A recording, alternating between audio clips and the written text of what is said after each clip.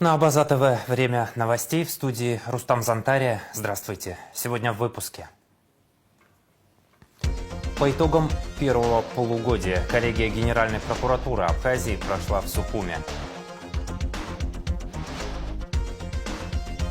В центре внимания оперативное управление и мобилизационная готовность. В Минобороны Абхазии подвели итоги подготовки вооруженных сил за июль. Внешнеполитическую доктрину Абхазии в контексте новых вызовов на Южном Кавказе обсудили за круглым столом в Сухуме. Коллегия Генеральной прокуратуры Абхазии, посвященная итогам за первое полугодие 2025 года, прошла в Сухуме. На заседании присутствовали сотрудники районных и профильных прокуратур, заместители генпрокурора республики, начальники отделений, прокуроры управлений и другие сотрудники. Так, органами прокуратуры в первом полугодии 2025 года выявлено 112 нарушений законодательства Республики Абхазия. Напротив аналогичного периода прошлого года 101 нарушения. В целях устранения выявленных нарушений внесено 49 представлений напротив 46.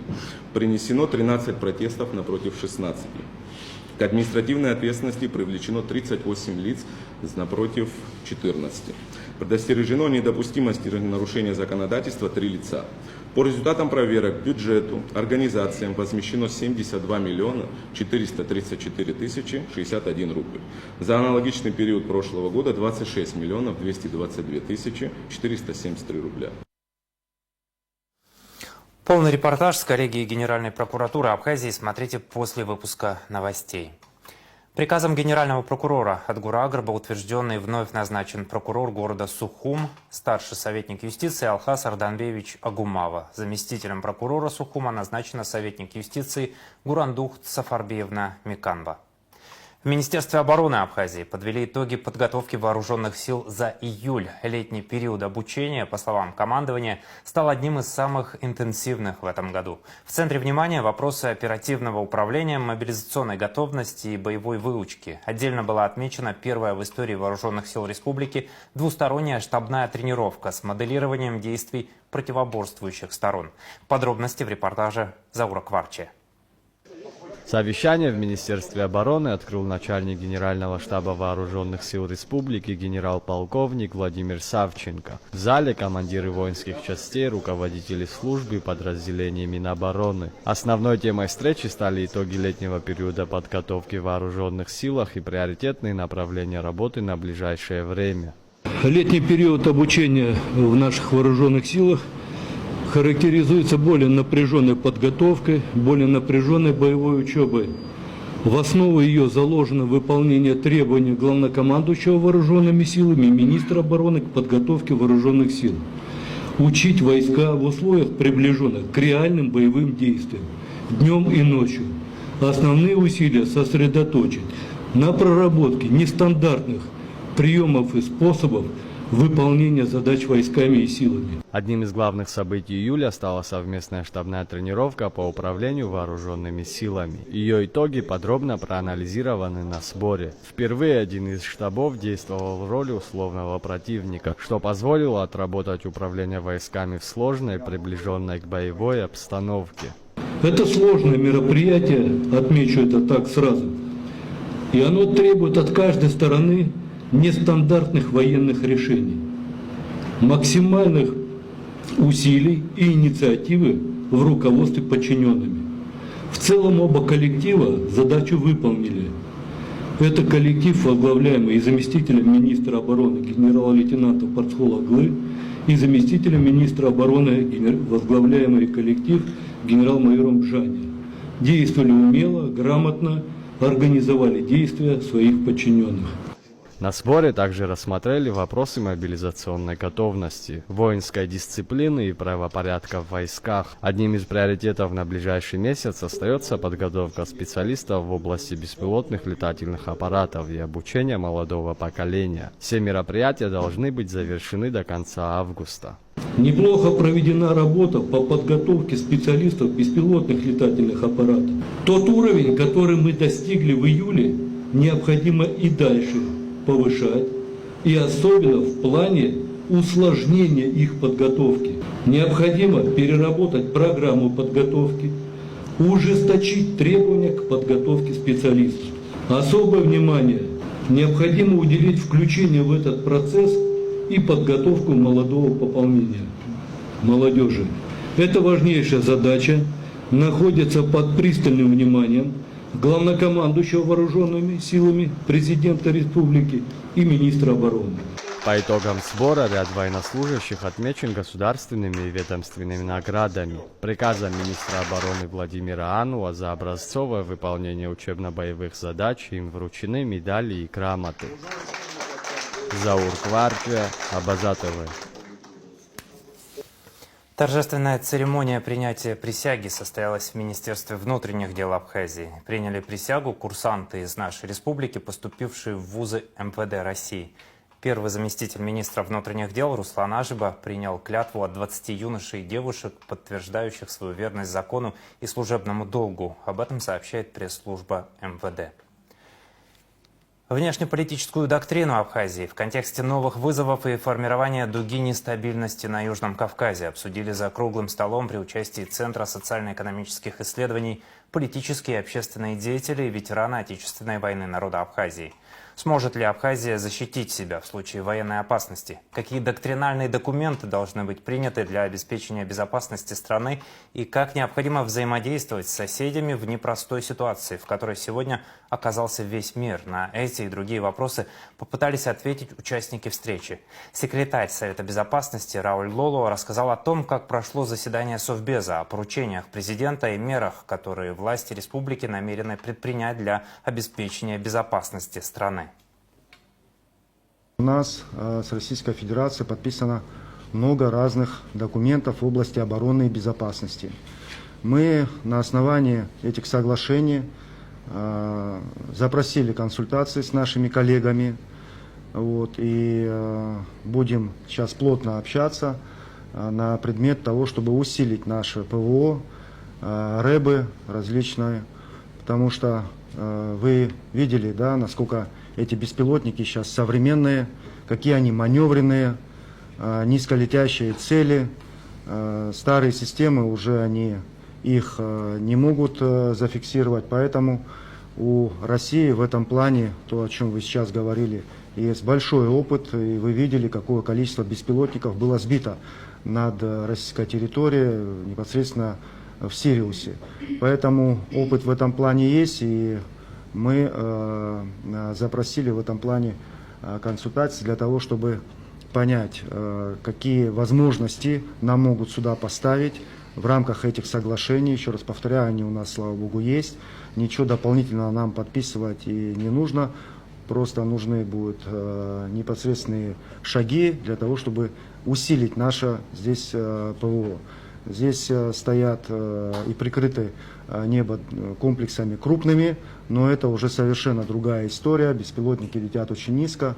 Взять их теми комплексами, которые у нас есть, сложно. Поэтому вот такая работа в этом плане поставлена, она ведется. Мало того, мы сейчас уже дали указания непосредственно руководителям министерства ведомств для того, чтобы мы могли вовремя оповестить наше население о такого рода опасности. Наши люди должны знать, что нужно будет делать, каким образом нужно будет себя вести. Поэтому работа в этом плане ведется. Если там дополнительно какие-то обсуждения, я надеюсь, что мы именно в таком ключе будем здесь обсуждать, я готов уже предметно на какие-то вещи дать ответ. Что касается таких доктринальных документов в области национальной безопасности, хочу вам об этом сказать, что мы начали прорабатывать уже системно все эти направления, и в скором времени, после того, как будет следующий Совет Безопасности, президент поручит создать рабочую группу, куда войдут в том числе и наши политические партии, специалисты в области обороны и безопасности. Документы будут следующего характера. Это будет концепция национальной безопасности, это будет доктрина военная и стратегия национальной безопасности. Это три таких важных документов для нас. Мы должны начать их обсуждать публично, потому что никто закрывать эту информацию не будет. Все те параметры и данные, которые будут туда вноситься. Там будут обсуждаться сегодняшние наши угрозы и способы решения этих угроз. В разных странах такие документы меняются каждые 5 лет, каждые 7 лет. Мы последний раз нашу концепцию национальной безопасности утверждали в 2011 году. После этого прошло очень много лет, и многое что поменялось, в том числе то, о чем вы говорите, способы ведения войны и средства ведения войны. Поэтому мы обязаны идти в ногу со временем. И в этой доктрине военной, в концепции и стратегии национальной безопасности мы обсудим не только военную безопасность, но и различного рода другие виды безопасности, которые волнуют наше общество. И поэтому я приглашаю к обсуждению этих документов, политических документов, наши слои. Полную версию «Круглого стола» смотрите в нашем эфире в понедельник, 28 июля. Министр иностранных дел Республики Абхазия Олег Барцыц выразил соболезнования почетному консулу Абхазии в Великобритании, британскому ученому-кавказоведу, кавалеру ордена Аксапша второй степени Джорджу Хьюиту в связи с кончиной его супруги Заиры Хиба. В соболезновании, в частности, отмечается: в Республике Абхазия высоко ценят вашу деятельность и деятельность вашей семьи, направленную на продвижение культуры и истории нашей страны за рубежом. Заира Хиба была вашим верным другом и соратником. Уход из жизни родного человека – это всегда неутихающая боль. В это тяжелое время мы разделяем с вашей семьей горечь невосполнимой утраты и желаем выдержки и твердости духа. Конец цитаты. Заканчивается строительство постоянных терминалов Сухумского аэропорта общей площадью более 5000 квадратных метров, сообщил «Спутник» гендиректор воздушной гавани Руслан Блиндюк. Пока пассажиров обслуживают во временных терминалах, Блиндюк уточнил, что с момента запуска через аэропорт прошли 30 тысяч человек, обслужено 180 рейсов. Перелеты осуществляются из Москвы, Самары, Ханты-Мансийска и Нижнего Новгорода. Из российской столицы самолеты летают каждый день, из остальных городов несколько раз в неделю по графику. Развитие системы маршрутизации пациентов с острым коронарным синдромом обсудили в Министерстве здравоохранения министр Эдуард Будба с Вадимом Тепловым, профессором Первого Санкт-Петербургского медицинского университета имени академика Павлова и руководителем отдела скорой помощи. Совместно со специалистами министерства будет разработана единая концепция оказания медпомощи, позволяющая своевременно транспортировать пациентов в Республиканский сосудистый центр. В совещании также участвовали начальник управления лечебно-профилактической помощи Минздрава Батал Каца и главный врач клиники Первого Санкт-Петербургского медицинского университета Елена Карпова. Делегация была направлена в Абхазию Министерством здравоохранения Российской Федерации. Рост ротавирусной и других кишечных инфекций ежедневно фиксируется в Гудаутском районе, сообщила в эфире радио «Спутник» глава районной СЭС Инга Чанба. Каждый день в стационары поступают от 30 до 50 человек, преимущественно с признаками кишечных вирусов. Это пока немного, в разгар сезона доходит до 70-80 человек в сутки, отметила Чанба. Инфекция передается не только через морскую воду, но и бытовым, пищевым и воздушно-капельным путем. У нас нет полноценной системы очистных сооружений, это создает реальную опасность. Сброс идет в реки, в море, это надо решать на уровне госпрограммы, подчеркнула она. СЭС ежедневно отбирает пробы морской и питьевой воды, проверяет бассейны, объекты общественного питания и гостиницы. Однако в случае вспышек этого недостаточно. Важно соблюдать личную гигиену и быть осторожными. Сейчас век вирусных инфекций. Нужно чаще мыть руки, проветривать помещения и промывать фильтры кондиционеров, напомнила главный врач СЭС Гудауты Инга Чанба. Министр туризма посетил Атапскую пещеру Абрскила. Астамур Логу осмотрел окрестности, а также дорогу, ведущую к пещере через села Араду, Мук и Члоу. Особое внимание было уделено логистике маршрута и возможностям включения пещеры в более широкий туристический кластер Восточной Абхазии. Министр намерен обратиться к руководству страны с предложением о строительстве нового участка дороги протяженностью около 4 километров через села Арсадзех и Губ. Такая транспортная связка позволит соединить Тхварчал и Атапскую пещеру в единый туристический маршрут, сделав объект более доступным для посещения. Идея министра направлена на создание так называемого Восточного туристического кольца маршрутной сети, объединяющей ключевые природные и культурные достопримечательности районов. Это решение может стать мощным стимулом для развития туризма в Восточной Абхазии, поддержать местную экономику и привлечь новых инвесторов в инфраструктурные проекты. День города отмечают в Пицунде. Этот статус Пицунда получила в 2007-м, но ее история уходит вглубь тысячелетий. Первое греческое поселение, порт Питиус, появилось еще в IV веке до нашей эры. В разные годы там базировались римляне и турки, а в средние века Пицунда стала христианским центром на Кавказе. Построенный в X веке храм не раз подвергался разграблению, но каждый раз возрождался. Сегодня в нем расположен концертный зал с превосходной акустикой, единственный в Абхазии орган, которому в этом году исполняется 50 лет. Пицунда знаменита не только древней историей, но и уникальным климатом. Неудивительно, что в советские годы она превратилась во всесоюзную здравницу.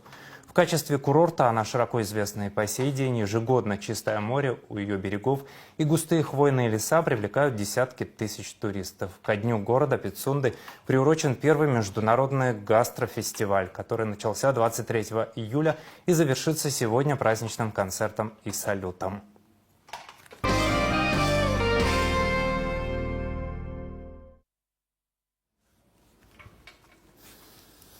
В честь 60-летия абхазской поэтессы Саиды Делба 27 июля в Сухуми в парке по набережной Махаджиров рядом с памятником Махаджиров по инициативе Союза писателей Абхазии пройдет вечер памяти.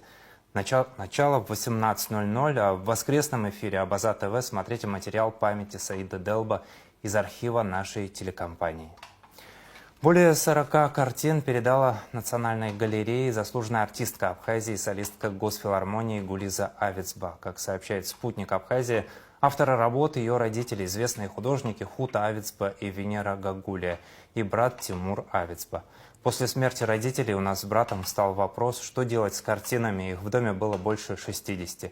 Нет смысла держать столько картин в доме, ведь художники рисуют для того, чтобы люди это видели, рассказала она. Авицба уточнила, что в пожаре в здании Союза художников сгорели в том числе работы членов ее семьи.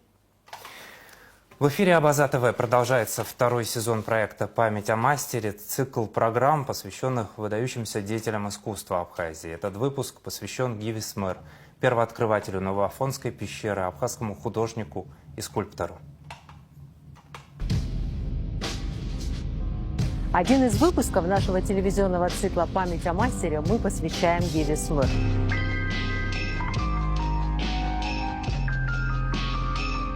В этом году исполнилось 80 лет со дня его рождения и 50 лет с той самой первой выставки, которая прошла в 1975 году в Сухуми, когда впервые были представлены работы Гиви Смыр и Руслана Пандария. Их дружба, творчество и взаимная поддержка сопровождала всю жизнь. И здесь сегодня находится музей под открытым небом. И даст Бог будет развиваться, жить и существовать культурный центр, который будет каждому, кто придет сюда, рассказывать о том, какой он был. Художник, общественный деятель, скульптор и просто удивительный человек.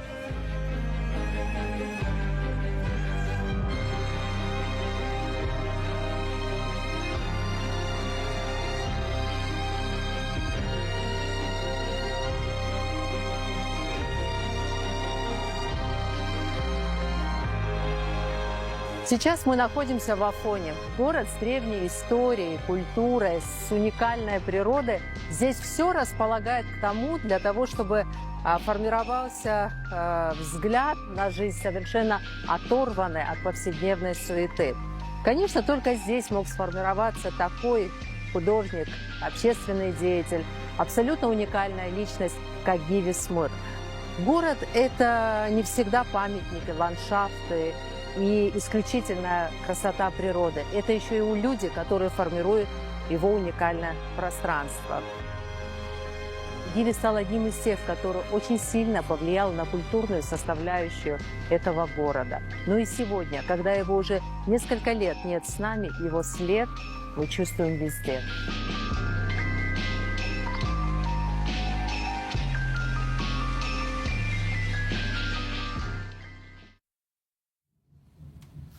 Очередной выпуск проекта «Память о мастере», посвященного Гиви Смыр, смотрите в нашем вечернем эфире. Актуальные вопросы образования и образовательного процесса в подготовке специалистов в таких областях, как изобразительное искусство и музыкальное образование, обсудили в Абхазском госуниверситете ректор АГУ, академик РАЭН Олег Огварамия с директором Института изящных искусств Московского педагогического государственного университета, профессором кафедры русской литературы МПГУ Андреем Коноваловым. Как сообщает отдел информации и медиакоммуникации АГУ, стороны обменялись современными проблемами и путями решения подготовки специалистов в этих областях. Ректор АГУ отметил, что очень хорошо знает историю университета, педагогов и руководителей МПГУ, как прежних, так и нынешних, отметив, что общение с ними носило очень теплый и дружественный характер. В свою очередь, директор Института изящных искусств поблагодарил руководство вуза за теплый прием, подчеркнув, что он уже по рассказам писателя Фазиля Искандера знаком был с культурой и менталитетом Абхазии, но сегодня увидел ярких представителей и носителей лучших абхазских традиций в стенах национального вуза. От имени ректора МПГУ, доктора исторических наук, профессора РАО Алексея Лубкова, ректору АГУ, академику Олегу Огварамия были преподнесены в подарок картины с изображением главного корпуса Московского педагогического государственного университета. День в истории. 25 июля 1888 года Абхазию впервые посетил русский писатель-драматург Антон Чехов. Он прибыл на пароходе из Феодосии в Новый Афон, затем в Сухум. В письме Суворину от 25 июля 1888 Чехов писал: «Сегодня с утра сижу в Сухуме. Природа удивительная. Если бы я пожил в Абхазии хоть месяц, то, думаю, написал бы с полсотни обольстительных сказок. Из каждого кустика с моря и с неба глядят тысячи сюжетов». Его впечатления о городе и его жителях легли в основу повести «Дуэль». Смотрите в нашем субботнем эфире передачу из архива Абаза ТВ. Из Абхазии с любовью, Антон Чехов. Театральные вести. «Не всякий вор-грабитель». Комедия, которая заставляет задуматься. Спектакль Абхазского государственного молодежного театра по пьесе Дарио Фо, поставленной Никитой Раком, продолжает покорять зрителей на сцене Абхазского драмтеатра. Юмор и абсурд здесь не просто развлечение, а маска, за которой скрывается горькая правда о человеческих пороках и размытых моральных границах. В Государственном русском театре драмы имени Искандера завершили монтаж, отладку и тестовые испытания современной системы пожарной сигнализации и оповещения. Пожарные датчики, расположенные по всему зданию театра, в случае задымления запускают звуковую сигнализацию с обозначением конкретного помещения, где имеются признаки пожара, и автоматически передают сигнал на пульт пожарной службы МЧС Абхазии. Тестовые испытания показали эффективность работы системы, включая оповещение МЧС. Таким образом решена важнейшая системная задача обеспечения безопасности зрителей и коллектива театра, защиты и сбережения имущественного комплекса театра имени Искандера, отметил гендиректор театра Ираклий Хиндба. Альбом райда абхазских музыкантов Надира Джинал, Шири и Тимура Пачкория Тему вышел в свет 25 июля. Вошли коллаборации с ансамблем Гунда, Тимуразом Чамагуа, Близки, Мадиной Парацхелия, Валерией Перцхелия, Сгуялси. Работа над проектом шла около года. Одной из отправных точек стал грант фонда Амшра, рассказал спутник Надир Джинал. Всего в альбоме 14 треков. В основе одного из них лежит абхазская народная песня «Азамат», которая исполняется вместе с Близки Валерий Майрамян. Один из знаковых треков райда посвящен Владиславу Арзымба. Ее основой стала речь присяги первого президента. Сейчас о погоде.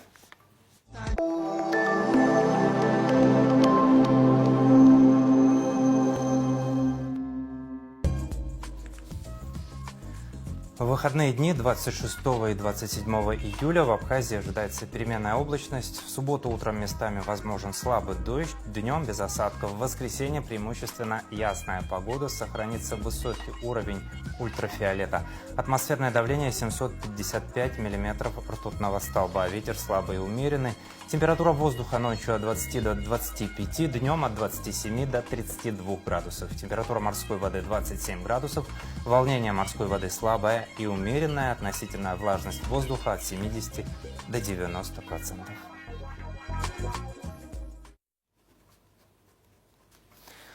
На этом выпуск завершен. За развитием событий следите вместе с нами. До новых встреч в эфире. Удачных выходных!